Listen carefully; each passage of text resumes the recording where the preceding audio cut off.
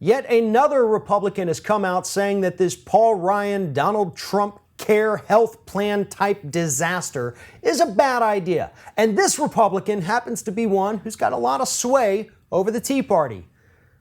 Former half-term Alaskan Governor Sarah Palin came out this weekend in an interview with Breitbart and said that she does not like this GOP healthcare plan, which she calls Rhino Care.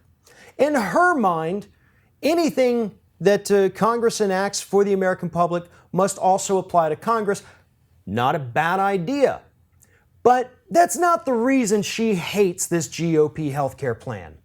And in fact, her hating it is about the only thing she has in common with the actual critics of the Republican healthcare plan.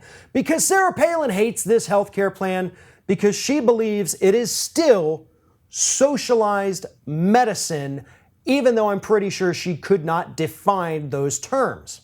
What she thinks is happening is that the government is still out there saying, get health insurance or die, basically. Get health insurance or pay us a buttload of money, and then you're okay.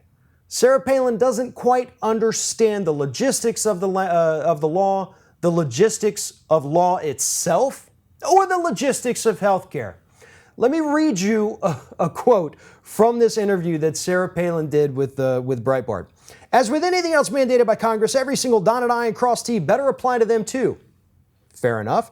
And not just the people who they're lording this thing over, because remember, this is government-controlled healthcare, the system that requires enrollment in an unaffordable, unsustainable, unwanted, unconstitutional continuation of government-run medicine. First of all, Sarah, it's unconstitutional? What? How is this thing unconstitutional? Unwanted? Yeah, the Affordable Care Act is seeing its highest approval ratings ever.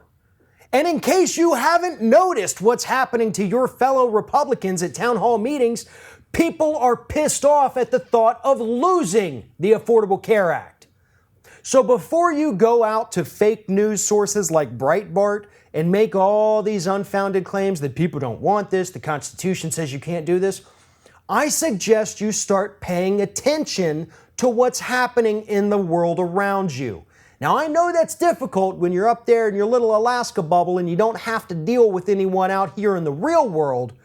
But those of us who've spent, 5 seconds online, 5 seconds reading a newspaper, we see what people want. We know what the Constitution says you can and can't do.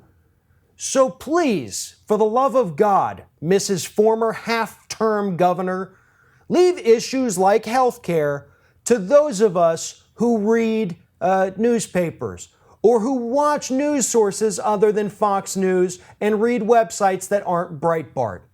Because you're out there poisoning political discourse with your ignorance. Nobody cares what you have to say.